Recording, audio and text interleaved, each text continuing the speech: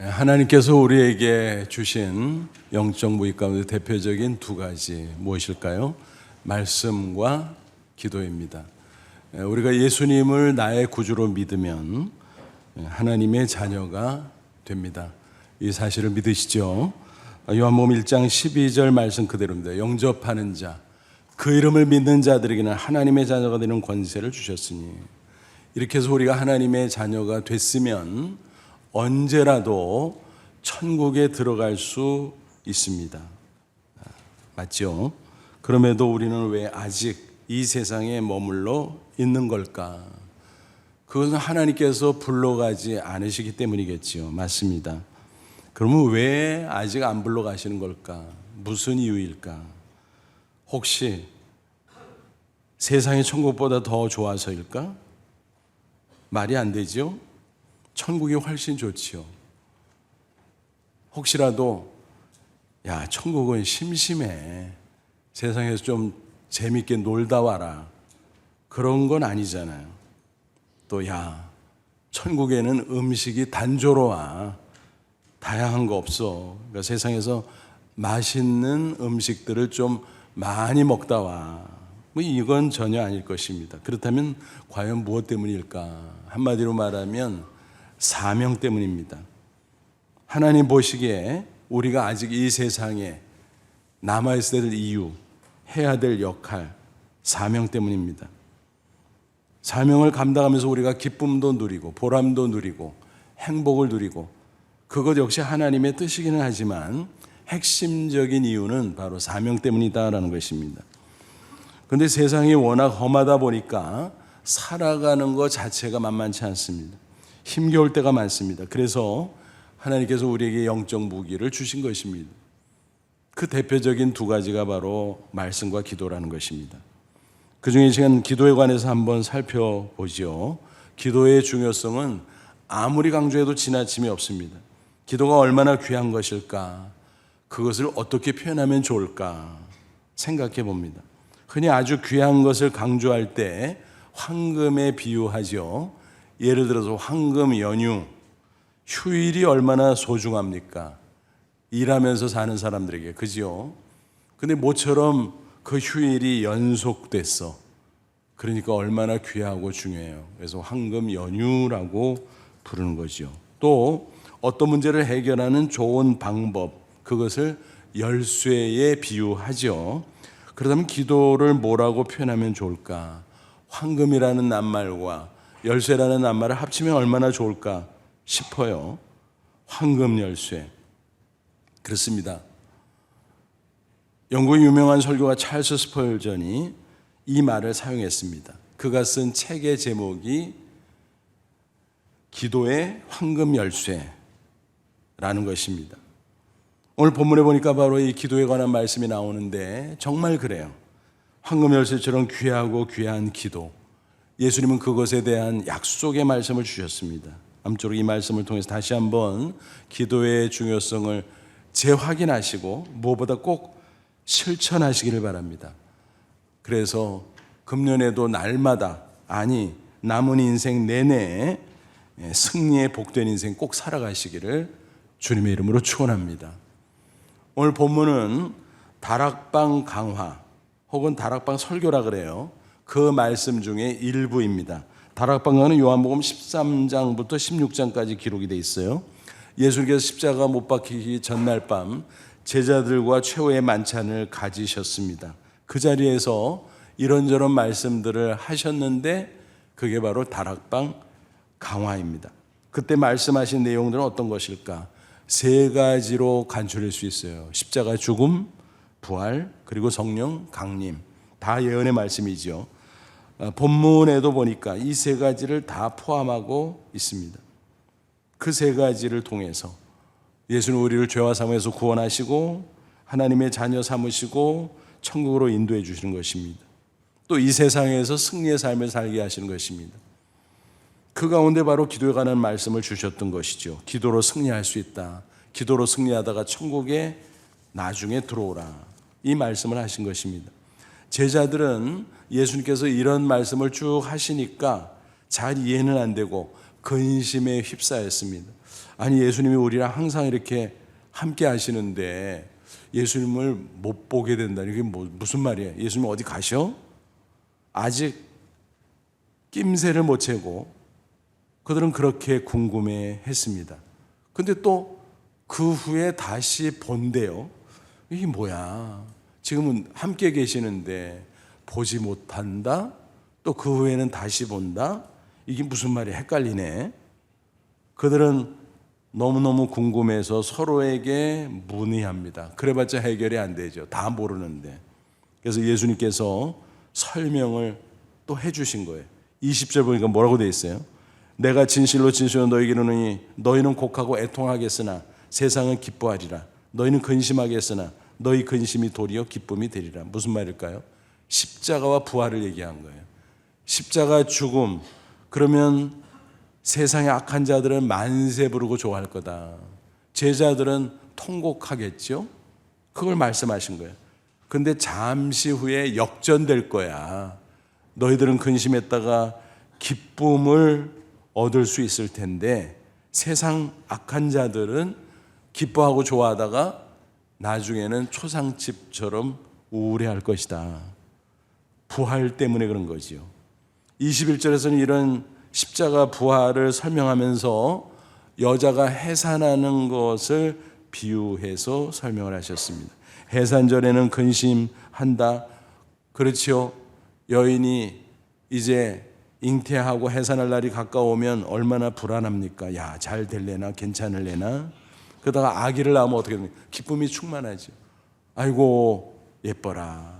그리고 내가 잘 해냈네. 얼마나 기쁩니까? 그러니까 예수님의 십자가 부활이 그렇다는 거예요. 십자가로 인해서 근심하고 염려하고 두려워하고 그러나 부활하시게 되면 기쁨이 충만하게 될 것이다. 그러니까 십자가로 예수님과 헤어지고 못 뵙는데 부활하시면 다시 뵐 수 있죠. 근데 승천하면 또 육체적으로 못 뵙잖아요. 근데 승천하신 예수님이 보혜사 성령을 보내주신다 그랬어요. 그러면 성령을 통해서 다시 영적으로 뵐 수 있는 거죠. 근데 성령을 가리켜 뭐라고 불렀어요? 또 다른 보혜사. 보혜사는 옆에서 도와주는 분, 그런 뜻이거든요.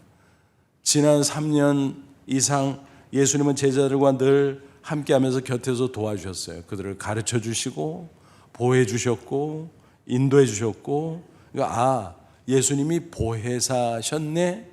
근데 떠나가시네. 근데 예수님이 대신에 성령님을 보내주셔서 영이신 성령님이 모든 제자 한 사람 한 사람 그 마음속에 임재하시고 또 함께 하시고 그런 약속이에요. 그러니까 성령은 성부성자 성령 삼일체 하면서 예수님과 동일한 분이지. 그러니까 예수님이 보혜사였는데 성령님이 동일하니까 또 다른 보혜사네. 바로 그겁니다. 이런 과정들을 통해서 예수님은 우리를 죄와 사망에서 구원하셨습니다. 하나님의 자녀로 삼으셨습니다. 그리고 천국으로 인도하십니다. 그런데 이 세상 살 동안 승리하라고 영적 무기로서 기도의 특권을 부여하신다라는 것입니다. 그게 바로 기도의 황금 열쇠인 것입니다. 자녀들이 주시는 놀라운 특권이죠. 본문 23, 24절 보면 그 약속을 구체적으로 하셨어요. 내가 진실로 진실로 너희에게 이르노니 너희가 무엇이든지 아버지께 구하는 것을 내 이름으로 주시리라. 지금까지는 너희가 내 이름으로 아무것도 구하지 아니했으나 구하라 그래야만 받으리니 너희 기쁨이 충만하리라. 지금까지는 그냥 기도했다는 거예요. 그런데 이제는 정식으로 예수님의 이름을 대면서 기도하라. 예수님이 십자가에 죽었다 부활하시고 승천하심으로 하나님 보좌 앞으로 나가는 길을 활짝 열어놓으셨기 때문이다라는 것입니다. 따라서 우리는 이 신약시대를 살아가면서 예수님의 이름으로 기도하는 특권을 받게 된 것입니다. 그러면 예수님의 이름으로 기도하라는 이유가 뭘까요? 그 뜻이 뭘까요? 우리 인간은 다 죄인이잖아요. 하나님은 거룩하신 분이잖아요. 서로 상종할 수 있을까요? 없죠. 죄인인 인간이 감히 거룩하신 하나님을 어떻게 볼 수 있겠어요? 어떻게 가까이 갈 수 있겠어요? 불가능하지요. 말하자면 거룩하신 하나님과 죄인인 인간은 원수 관계인 것입니다. 그런데 하나님의 아들이신 예수 그리스도가 죄 없는 인간으로 오셔서 대속의 십자가 지셨습니다. 우리의 죄를 대신해서 피 흘려 죽으셨습니다. 그리고 부활하셨습니다. 그럼으로써 우리의 죄값을 다 치러줬습니다. 그리고 믿는 자는 다 죄사함 받고 하나님의 자녀가 되고 영생을 얻는다라고 말씀하셨습니다. 그 약속대로 우리는 하나님의 자녀가 된 것입니다. 그리고 그 덕분에 하나님 앞에 감히 당당히 가까이 나갈 수 있습니다. 그리고 기도할 수 있습니다. 히브리서 4장 16절 그러므로 우리는 긍휼하심을 받고 때를 따라 돕는 은혜를 얻기 위하여 은혜의 보좌 앞에 담대히 나갈 것이니라. 때를 따라 돕는 건 뭐예요? 필요할 때마다 수시로 아무 때나 하나님 앞에 나가 기도하라는 것입니다. 그러면 은혜를 주신다는 것입니다. 이런 당당한 권리가 하나님의 자녀인 우리에게 주어졌다라는 것입니다. 기도의 특권이지요. 이 약속은 절대로 변경 안 되죠. 취소 안 되죠. 그렇습니다. 인간은 약속을 잘 못 지켜요. 지키려고 애를 써도 부족하고 연약해서 못 지키는 경우도 있고, 또 사악한 자들은 아예 지킬 생각이 없이 거짓으로 약속하는 경우도 있고, 이래저래 인간은 약속 지키기가 참 어렵습니다. 반면에 하나님은 신실하신 분으로 절대로 약속을 어기거나 취소하지 않습니다. 변경하지 않습니다. 하나님은 시건하는 분이 아니라는 것입니다. 민수기 23장 19절은 증거합니다. 하나님은 사람이 아니시니 거짓말하지 않으시고 인생이 아니시니 후회가 없으시도다. 어찌 그 말씀하신 바를 행하지 않으시며 하신 말씀을 실행하지 않으시랴 그랬습니다. 게다가 기도 응답에 대한 담보까지 제공하셨어요. 그게 무슨 말이냐면은 약속하면 반드시 지키시잖아요. 근데 우리 인간 편에서 괜히 자기 수준에 생각하는 거죠. 아유, 하나님이 약속하신 거 안 지키고 우리가 기도해도 안 들으시면 어떡하지? 응답 안 하시면 어떡하지? 뭐 이런 의심을 가질 수 있다는 것입니다. 그래서 아이고 알았어, 그럼 담보 제공할게. 그 담보가 뭐예요? 로마서 8장 32절 자기 아들 예수를 아끼지 아니하시고 우리 모든 사람을 위해 내주시니 하나님이 어찌 그 아들 예수와 함께 모든 것을 우리에게 주시지 아니하겠느냐. 여러분 무슨 말씀일까요? 우리를 구원하시고 하나님의 자녀 삼기 위해서 하나님 아버지가 독생자 예수 그리스도를 보내주셨다는 거예요. 그리고 십자가의 대속의 제물로 내어주셨다는 거예요. 여러분 예수님의 가치가 얼마예요? 무한대잖아요. 무한대. 그 무한대 가치를 가진 예수님을 우리를 자녀 삼기 위해서 주셨다면 우리에게 더 이상 뭘 아끼겠냐. 다 주셨는데 뭘 아끼겠어요. 그런 우리가 무엇이든지 간구하면 하나님 알았어 하고 다 약속대로 응답하시고 주신다라는 것입니다. 그러므로 이제 우리는 하나님 자녀로서 당당하게 기도할 수 있다는 것입니다. 요구할 수 있다는 것입니다. 마치 맡겨놓은 것처럼. 가정에서 그러잖아요. 자녀들이 어떤 때 보면 어휴 얘들 봐. 맡겨놓은 것 같아. 그렇잖아요. 맡겨놓은 것 같아. 꼭 맡겨놓지도 않았는데. 그게 자녀의 권세잖아요. 그러니까 자녀가 좋은 거 아닙니까? 특별히 약속한 것이 있으면 이건 빠져나갈 구멍이 없어. 저희 아들 어렸을 때 번번이 그렇게 붙잡혀서 그 요구를 들어준 적이 있습니다. 아빠 뭐 사줘? 그럼 야 아빠 돈 없어. 또 바쁠 때 와서 그래요. 그러면 아유 아빠 바빠. 나중에 얘기해. 그래도 계속 저러는 거예요. 그러면 너무 귀찮으니까 알았어 다음에 사줄게. 약속을 해버린 거예요. 그러면 다음에 와가지고 아빠 지난번에 약속했잖아. 내놔. 꼼짝 못하죠. 약속에 내가 묶인 거예요. 왜요? 아빠가 약속했는데 어기면 아빠는 신실하지 못한 사람이 되잖아요. 그러니까 할 수 없이라도 그 약속을 지키고 요구하는 것을 들어주게 돼 있습니다. 여러분 우리 인간 차원에서도 그런데 하나님, 신실하신 하나님이 약속하신 거, 신실하신 예수님이 약속하신 거 그게 취소 변경되겠어요? 항상 지켜주시지. 그러므로 우리는 당당하게 믿음을 가지고 기도하며 하나님께 구할 수 있다라는 것입니다. 무엇이든지 예수님의 이름으로 기도하시기 바랍니다. 우리가 기도할 때 그게 뭐 어려운 게 아니잖아요. 어떻게 하면 돼요? 그냥 하고 싶은 말 쭉 하고 예수님의 이름으로 기도합니다. 아멘 붙이면 되잖아요. 뭐 기도가 결코 어려운 게 아니잖아요. 예수님의 이름으로 약속했으니까 들어주세요. 그거예요. 말하자면 당당히 요구하는 것입니다. 아멘은 헬라어로 무슨 뜻일까요? 진실로, 그런 뜻이에요. 그러니까 예수님의 이름으로 기도합니다. 약속했죠? 약속하신 대로 내가 기도했어요. 진짜예요. 그러니까 들어주세요. 이거거든요. 그렇게 기도할 때 우리는 무엇이든지 다 간구하고 요청할 수 있습니다. 그래서 이런 말이 있어요. 기도하지 않아도 될 만큼 작은 문제는 없다.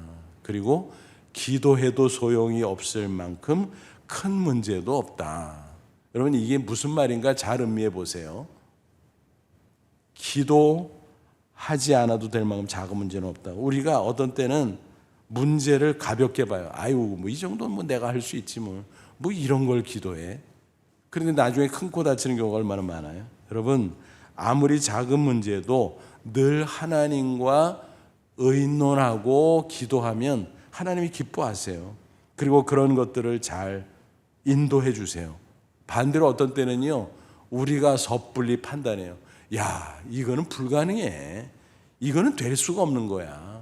그리고 그런 기도 제목을 내놓질 않아요. 너무 큰 문제라고. 기도해도 소용없을 거야. 뭐 이런 식이지요. 근데 그건 자기 생각이지. 자기 수준에서 판단하는 거지. 하나님에게 한계가 있어요? 아니잖아요. 아무리 큰 문제라고 할지라도 하나님보다 더 크겠어요? 그러니까 아무리 작은 문제라도 무시하지 말고, 아무리 큰 문제라도 섣불리 겁먹지 말고 다 하나님 앞에 내놓고 기도하라는 것입니다. 그러면 하나님께서 응답해 주실 줄로 믿습니다. 언젠가 젊은 집사님이 연락을 하셨어요. 우리 사무실 이전했는데요, 이전 감사 예배 좀 인도해 주세요. 아유, 좋지요. 갔습니다. 여러 집사님들이 모여 있었습니다. 동역하는 분들도 있었습니다. 그래서 그 재정 상황이 그렇게 넉넉하지 않은 걸 아는데 제법 훌륭한 사무실로 이전한 거예요. 그래서 아유, 잘했네요. 그래서 경위를 한번 물어봤어요. 그랬더니 쭉 설명을 하고 간증을 하는데, 뭐 재정 형편이 넉넉지 않으니까 자유롭게 이렇게 구할 수가 없잖아요. 그런데 필요한 사항들은 또 많잖아요. 애로사항도 있고 필요한 사항도 있고 서로 충돌되잖아요. 그래서 어떻게 할까? 기도해야지.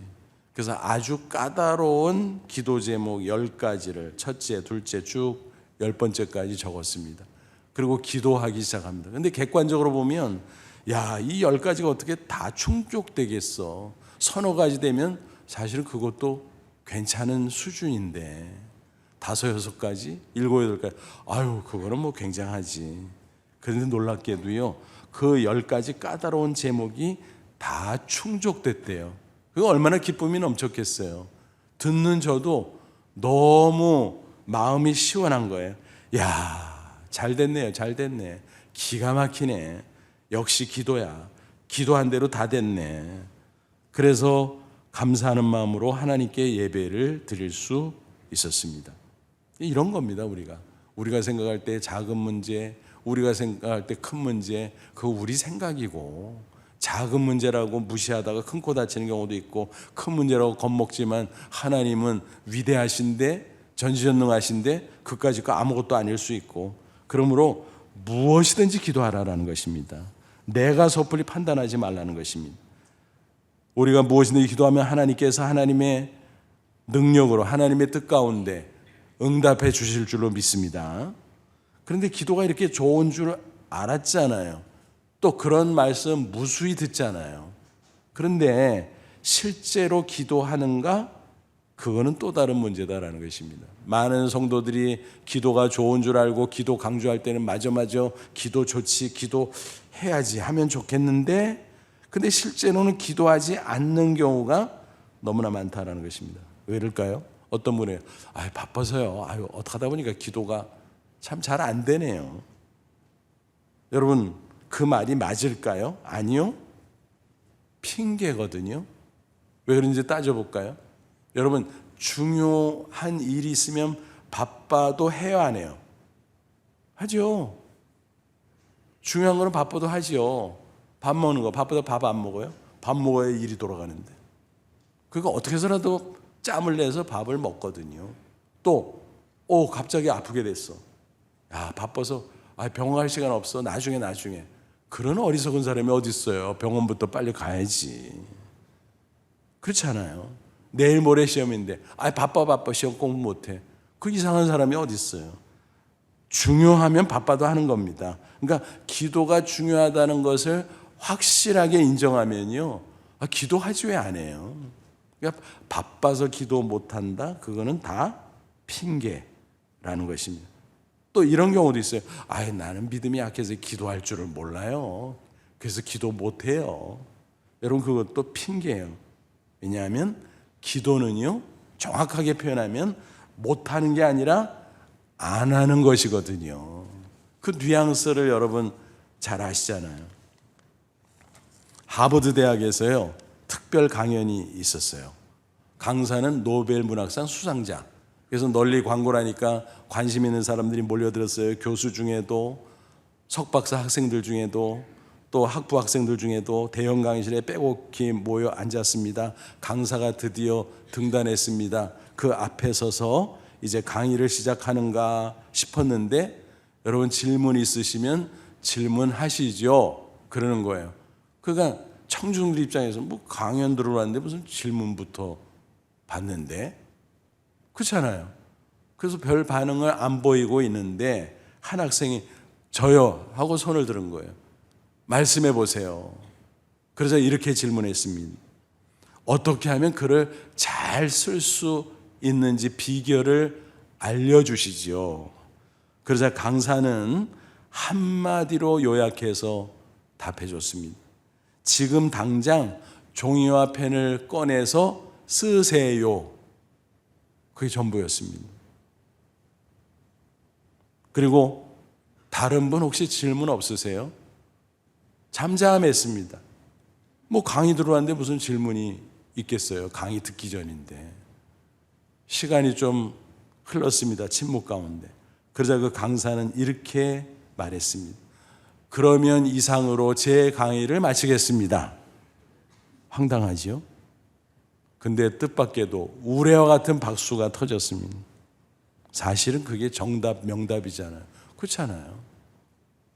하버드 대학 특별 강연 가운데 손꼽히는 최고 강연 중에 하나로 기억됐다는 이야기입니다. 우리가 어떻게 보면 황당해요. 그게 뭐야 그게. 그럴 수 있지만 사실은 명답이요 정답이에요. 왜 그래요? 여러분, 아무리 노벨 문학상 수상자인들 초등학생 때 아주 엄청나게 글을 잘 썼겠어요? 아니요. 그림 일기 수준이었겠죠. 그런데 쓰고 또 쓰고 쓰고 또 쓰고 하다 보니까 늘었고, 나중에는 집중하고 더 열심히 하다 보니까 진짜 잘 쓰게 되었고 노벨 문학상을 수상하게 된 거죠. 맞잖아요. 그러니까 잘 쓰려면 당장 쓰세요. 쓰다 보면 잘 쓰게 되니까. 명답이지 명답. 여러분, 사람들이 자꾸 어렵다 못하겠다 그러잖아요. 그런데 사실은 안 해서 그런 거예요. 안 해서. 일단 열심히 해보면, 계속 열심히 하다 보면 정말 잘하게 된다라고 하는 사실입니다. 한번 따져볼까요? 수영. 수영 잘하고 싶어. 그럼 어떻게 해야 돼요? 물속으로 뛰어들어가야지. 첨벙거려야지. 물도 좀 먹어봐야지. 그러다 보면 수영이 되네? 재밌어. 그리고 자꾸 하다 보면 잘 되네? 이야, 진짜 잘하게 됐어. 그런 거잖아요. 자동차 운전. 처음엔 얼마나 겁나요. 야, 이거 자동차 끌고 도로 나갔다가 이거 사고 나면 큰일인데, 엄청나게 손해보는데, 혹시라도 사람 다치게 하면 나 큰일 나는 거 아니야.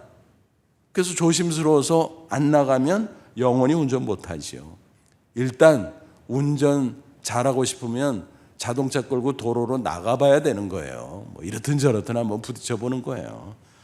그러다가 접촉사고 날 수도 있고, 그럼 경험 삼아서 또 하고 또 하고 더 조심하고, 그러다 보면 운전을 잘하게 되는 거 아니겠습니까? 기도도 마찬가지라는 것입니다. 나 믿음이 약해요. 나는 기도 잘 못하겠어요. 기도하는 방법도 몰라요. 근데 일단 하다 보면 기도하게 된다는 것입니다. 자꾸 하다 보면 잘할 수 있다는 것입니다. 사실은요, 따지고 보면 누구나 이미 기도를 잘할 수 있는 자질을 갖추고 있어요. 왜 그런가 설명해 드릴게요. 여러분 전화할 줄 아시죠? 잘하시지 뭘. 엄청 잘하시지 뭘. 20분 30분 거뜬하시잖아요. 어떤 때는 뭐 1시간도 하시잖아. 전화를 잘하고 계셔요 이미. 그게 기도할 수 있는 충분한 자질을 갖췄다는 이야기예요. 제가 설명을 해드릴게요. 아주 옛날 어린 시절 전화기가 별로 없었어요. 근데 제가 초등학교 몇 학년 때인가 1학년, 2학년 정확하게 모르는데 저희 집에 처음 전화기가 딱 들어왔어요. 근데 동네에 전화기가 있는 집이 이렇게 많지 않을 때였거든요. 그러니까 전화기를 거의 처음 본 거예요. 뭐 옆에 지나가면서 받기는 받지만 정식으로 눈앞에 본 거는 처음이죠. 어땠을까요? 야, 이게 전화야? 딱 들고 막 전화 통화했을까? 아니요. 가까이 가기도 조심스러워. 전화벨이 울려. 따르릉. 옛날 전화기는 또 얼마나 투박하게 소리가 큰지. 어떤 일이 벌어졌을까요? 형제들이 여럿이었는데, 야, 네가 봐도. 아니, 네가 봐도. 형이 받으라니까. 야, 네가 받아 임마. 서로 그러다가 밀린 사람이 할 수 없이 엉거주춤 전화를 받지요. 그래서 떠듬 너무 이상해서 그냥 막 두렵고 떨리는 마음으로 전화를 하는데, 야, 전화기로 멀리 있는 사람하고 대화가 되네? 그러니까 한 번 두 번 하다 보니까 재밌네? 그래서 나중에는 어떻게 돼요? 전화 따라랑 울리면은 내가 받을 거야. 서로 싸워. 그런 경험이 있어요? 없어요? 어르신들 아마 있으실 거예요. 요즘은 뭐 애들도 전화 얼마나 잘해요. 손에다가 다 전화기 한 대씩 휴대폰 들고 있잖아요. 또 어떤 경우는 젊은 사람들은 그런 거 많이 하잖아요. 이어폰 끼고 걸어 다니면서 뭐 통화하잖아요. 지금 익숙해서 그렇지 처음에는 내 앞으로 막 이렇게 오는데 막 뭐라고 막 떠드는 거야. 막 그러고 막 인상을 확 쓰고 막 그래서 너 어떤 때 너 웃어 막 그래갖고 저 사람 왜 저래? 뭐 나 알지도 못하는 사람인데 귀에다가 뭐 끼고 얘기하는데 딴 사람하고. 여러분 심지어는 지구 반대편에 있는 사람하고 자연스럽게 대화하잖아요. 그 전화 다 하잖아요. 근데 하나님하고 왜 대화가 안 돼요? 하나님은 육안에 안 보여서 그렇지 지구 반대편이 아니라 내 앞에 계신데, 내 안에 계신데 어떻게 대화가 안 돼요? 내가 말해도 이렇게 답변 안 주신다고? 성령께서 답변을 주세요.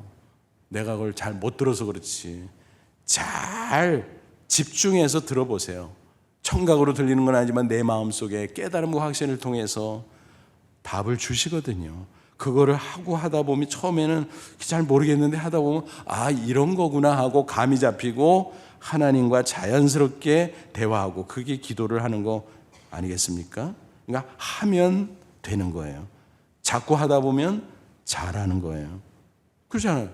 얘기하고 예수님 이름으로 기도합니다. 아멘. 붙이면 되잖아요. 그래서 저는 그 불신자들 복음 전도하고 제시할 때 쭉 설명해주고 믿음에 모이고 처음에는요 복음 전하기 전에 막 달래요. 그래야 들어주니까 막 이렇게 달래고 저렇게 달래고 그러면 잘 들어요. 딱 전하고 나면 이제 내가 갑이야. 믿을래 안 믿을래요? 알아서 하세요. 쫙 설명해주고 그럼 어떡할 거야? 고민에 빠지는 거죠 순간. 그러다가 성경책에 손 얹으세요 할 거면 손 얹으면 거기다가 움직이지 못하게 그냥 손 꽉 누르고 꼼짝 못하게 하고 따라서 하세요 하고 결심기도를 시키잖아요. 아멘 끝났지 뭐 이제. 그럼 하나님의 자녀가 된 거예요. 믿으세요 그러면은 인정하지요. 그러면은 제가 기도 가르쳐 드릴게요. 1분 안에 끝내죠. 뭐 기도 설명하는 게 그렇게 오래 걸려요? 사람하고 대화하는 거 똑같아요. 하나님하고 대화하는 기도도 하나님 우리 육안에는 안 보이지만 앞에 와 계시거든요. 이제 마음속에 하나님이 들어가 계세요. 그러니까 대화하세요. 하고 싶은 말 충분히 하세요. 그냥 하시면 되는 거예요. 그럼 하나님 다 들으세요. 그리고 성령님이 마음속에 어떤 느낌이나 무슨 생각 같은 걸 주실 거예요. 그게 하나님이 답변해 주시는 거예요. 그렇게 해보시면 이력이 날 거예요. 그리고 다 하고 예수님의 이름으로 기도합니다. 아멘 붙이면 돼요. 알았죠? 그러면 다 해요. 그거 못하는 사람이 어디 있어요? 그 정도. 전화도 잘 거는데. 그죠? 그러므로 무엇이든지 당당하게 기도하시 바랍니다. 기도의 황금 열쇠를 잘 사용하지 않으면 본인만 손해예요. 자녀된 우리에게 하나님께서 은혜를 잔뜩 쌓아놓고 기다리신다 그랬어요. 시편 31편 19절 주를 두려워하는 자 위하여 쌓아두시느냐고 주께 피하는 자. 주께 피하는 게 뭐예요? 주님께 달려가서 도움을 요청하는 거. 기도하는 사람이잖아요. 그런 사람을 위해서 인생 앞에 베푸시는 은혜가 어찌 그리 큰지요. 이만큼 잔뜩 쌓아놓고 기다리신다라는 거예요. 그렇다면 얻지 못하는 이유가 뭘까? 야고보 4장 2절 너희가 얻지 못하면 구하지 아니하기 때문이요. 기도하지 않아서 그렇다는 거예요. 20여 년 전에 나왔던 야베스의 기도라는 책이 있어요. 아주 선풍적인 인기를 끌었어요. 오랫동안 베스트셀러 자리를 유지했습니다. 그 책에 이런 이야기가 있어요. 물론 지어낸 이야기입니다만 존이라는 사람이 죽어서 천국에 갔어요. 베드로가 영접했어요. 그리고 천국 투어를 시켜주는데 야 신기한 것들 많네. 성경에서 본 것들도 진짜 있네. 근데 이상한 건물이 하나 있어요. 창고 비슷한. 저건 뭐예요? 창고예요. 그러니까 아유 저건 안 보시는 게 좋은데 아유 보고 싶은데요. 뭐 천국에도 뭐 숨기고 가리는 게 있어요. 아니 그건 아니고 뭐 봐서 좋을 거 없어서 보고 싶은데요. 그럼 나중에 딴소리 하지 마세요. 알았어요. 그래서 가서 들어갔어요. 들여다보는데 선방 같은 게 사방에 쫙 있는데 거기에 막 무슨 상자 같은 게 쭉 있고 빨간 리본이 달려있는 거예요. 그래서 저게 뭐지? 가까이 가보니까 사람 이름 같은 게 붙어있는 거예요. 그래서 이 사람 이름이 맞아요. 그럼 제 이름도 있을까요? 찾아보세요. 있을 수 있으니까 찾아봤어요. 와 반갑다. 근데 베드로가 설명해 주는데 그거요. 세상에 계실 때 기도해서 찾아가는 건데 기도 안 해서 못 찾아가신 거예요. 얼마나 아쉬울까요, 존이? 무슨 이야기인지 아시겠죠? 그런데 때때로 성경 읽다 보면 걸리는 구절이 있어요. 야고보 4장 3절 아까 방금 전에 인용한 4장 2절 기도 안 해서 얻지 못한다 그랬는데 3절에 뭐라고 또 말씀하고 있느냐면 구하여도 받지 못하면 정욕으로 쓰고 잘못 구합니다. 욕심내서 잘못 기도하면 안 주신다고? 그 기도 하나만 하잖아 라는 생각이 들어요. 요한일서 5장 14절 그러야 우리가 가진 바 담대함이 것이니 그의 뜻대로 무엇이든지 간에 놓고 뭐 조건 붙여놨네. 그의 뜻대로. 그럼 뭐 내가 하나님의 뜻 모르면 기도 하나만 소용도 없잖아. 여러분 그렇게 해석이 되는 거 맞긴 한데 무엇이든지 기도하다 보면 하나님이 성령으로 내 기도를 도와주기 때문에 정리가 돼요. 내가 뭣도 모르고 하나님의 뜻과 다른 기도를 해도 하나님이 그걸 인도해 줘요. 하나님의 뜻과 이렇게 맞춰서 줘요. 그래서 내가 하나님의 뜻을 알고 기도하면 그대로 예스해 주고 다른 기도를 하면은 너 다른 생각 한번 해봐. 생각 잘해봐. 그래서 점점 바꿔줘요. 그래서 바꾸어서 들어주시고 또 어떤 경우는 대체물로 들어주시고 어떤 경우는 들어주긴 들어주는데 조금 좀 나중에 해줄게. 이렇게 다양한 방식으로 응답해 주신다라는 거예요. 그러니까 우리가 대화할 때 무조건 내가 말하는 대로 그대로 상대방이 예스만 하는 경우가 어디 있어요. 그러니까 기도 응답이라는 것은 이렇게 다양할 수 있다는 것을 꼭 기억하시 바랍니다. 근데 이런 것에 대해서 오해하다 보니까 기도하다가 뭐 별로 재미가 없는 거예요. 안 되잖아. 조금 기다려봐야지. 또 계속 기도해봐야지. 안 되는 경우는 하나님이 기도 제목을 바꾸게 정리시켜주는데 성령님을 통해서 또 그대로 응답해 줄 것도 조금 타이밍을 하나님이 보고 계신데 그러니까 기도하되 무엇이든지 하고 정리해주면 정리하는 대로 정리하고 어쨌든 쭉 기도해야 된다는 거예요. 오래오래. 근데 그걸 못 기다리고 포기하는 거예요. 중간에. 그래서 늘 손해보는 거예요. 이런 얘기가 있어요. 옛날 미국 서부 개척시대에 서부로 금을 캐러 간 사람들이 많이 있었습니다. 그 중에 한 남자가 자기가 판단할 때 이 지점이 분명히 금광이 있을 것 같아. 그래서 열심히 꽃게이질 했습니다. 몇 날 며칠 땀을 뻘뻘 흘려 쉬지도 못하고 그러다가 몸에 병이 들었어요. 아유 죽겠다, 내가 못하겠다, 아유 여기 아닌가. 그리고 낙심한 나머지 곡괭이를 내동댕이 치고 떠나버렸습니다. 세월이 흘러 몇 년 후 금광이 발견됐다는 보도를 봤는데 그 지역이 바로 자기가 곡괭이질하던 그 부근인 것 같아요. 그래서 자세히 기사를 보는데 사진이 옆에 실렸는데 이렇게 보니까 그 지점 부근에 곡괭이, 자루가 다 빼지고 녹슨 그 곡괭이가 놓여 있는 거예요. 저기 확인해 보니까 바로 자기가 내동댕이 친 곡괭이였다라는 것입니다. 불과 2m 떨어진 지점에서 금광이 발견되기 시작했습니다. 얼마나 후에 막심해서 2m만 더 팠었더라면. 여러분, 우리가 기도를 이렇게 하는 경우가 있어요. 사도 바울은 권면합니다. 기도에도 적용되는 말씀, 갈라디아서 6장 9절 잘 아는 말씀이죠. 우리가 선행하되 낙심하지 말지니 포기하자면 때가 이름에 거두리라. 타이밍이 있다네. 타이밍이. 좀 기다려봐라. 하나님이 해주신다 그랬잖아. 바꿔서라도 해주신다 그랬잖아. 계속 해봐. 시편 기자는 126편 5절 6절 노래했습니다. 눈물을 몇 씨를 뿌리는 자는 기쁨으로 거두리로다. 울 몇 씨를 뿌리러 나간 자는 반드시 기쁨으로 그 곡식단을 가지고 돌아오리로다. 농부가요, 너무너무 힘들어서 눈물을 흘리면서 씨를 뿌리고 농사일을 하고, 그러나 끝까지 왜요? 추수를 확신하니까. 그래서 기쁨으로 추수하게 된다라는 것입니다. 그래서 제가 자주 반복하고 또 반복해서 드리는 말씀이 있잖아요. 하나님 우리에게 가장 좋은 것을, 가장 좋은 방법을, 가장 좋은 때에 주신다. 그렇습니다. 기도하면, 계속하면 반드시 하나님께서 하나님의 뜻 가운데 응답해 주실 줄로 믿습니다. 그러니까 복잡하게 따지지 말고 그냥 기도하고 싶으면 그냥 하세요. 쭉 순진한 믿음으로. 그러면 하나님의 놀라운 역사가 나타날 줄로 믿습니다. 예레미야 33장 3절 너는 내게 부르짖으라 내가 네게 응답하고 내가 알지 못하는 크고 은밀한 일을 내게 보이리라. 한 번은 인터넷 검색을 하는데 하나님 전상서라는 그 글귀가 눈에 띈 거예요. 옛날에 이거 비슷한 거 내가 들은 것 같은데. 그래서 들어가 보니까 전남 해남의 해남 우리신문 기사였던 거예요. 그래서 그걸 들어가서 봤어요. 그랬더니 그 지방신문인데 해남에서 있었던 아름다운 향토 간증이었습니다. 제목이 하나님 전상서였어요. 65, 6년 전쯤 해남의 집이 넘어가는 데서 초등학교 졸업했지만 중학교 진학하지 못한 소년이 있었습니다. 그 소년의 이름은 오영석. 그 아버지는 머슴이었어요. 형편이 안 됐어요.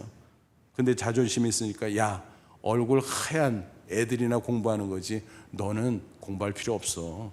힘이 세니까 열심히 일하면 돼.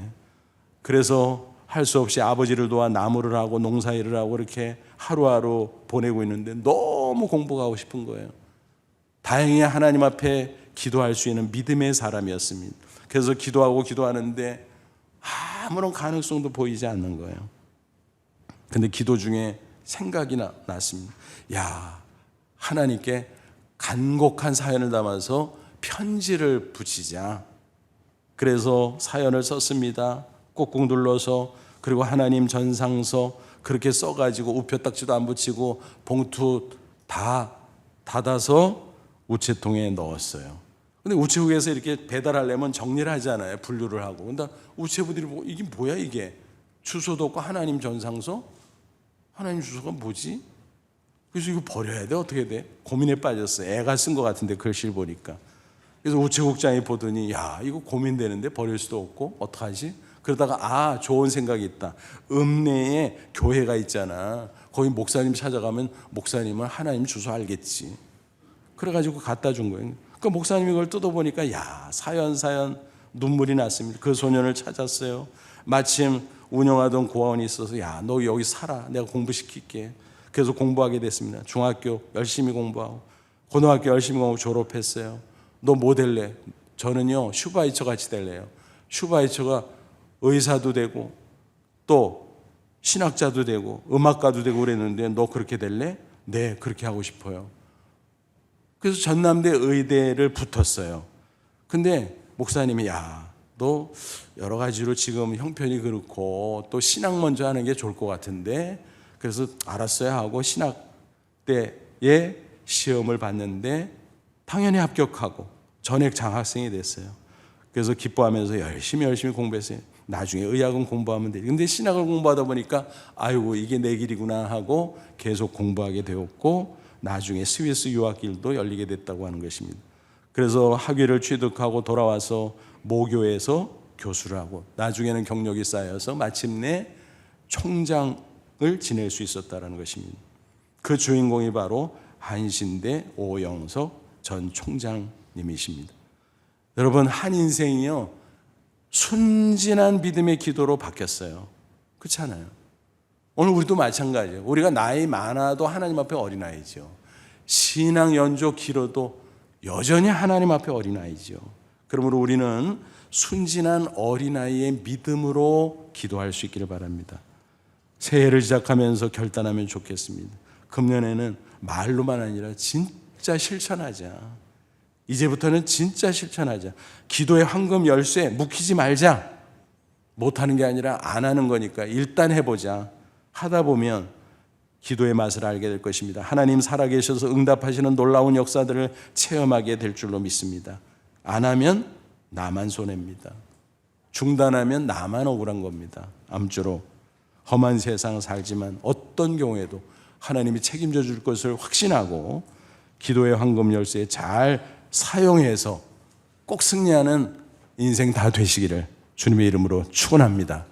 기도하겠습니다. 이 말씀 붙잡고 기도하자. 하나님, 그렇습니다. 기도의 황금 열쇠에 쥐어주시니 감사합니다. 묵히지 않게 하옵소서. 기도 못한다고 핑계대지 말고 하게 하옵소서. 안 한 거 되게 하고 하게 하옵소서. 그래서 크고 놀라운 하나님의 역사를 체험하고 기도의 깊은 세계에 들어가는 한 해 그리고 남은 생에 되게 하옵소서. 다 같이 간절한 마음으로 잠시 기도합니다. 하나님 아버지 은혜와 사랑을 진심으로 감사합니다.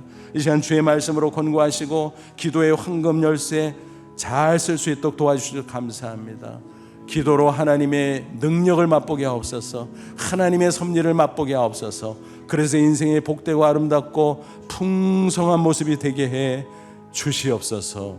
예수님의 이름으로 기도하옵나이다. 아멘.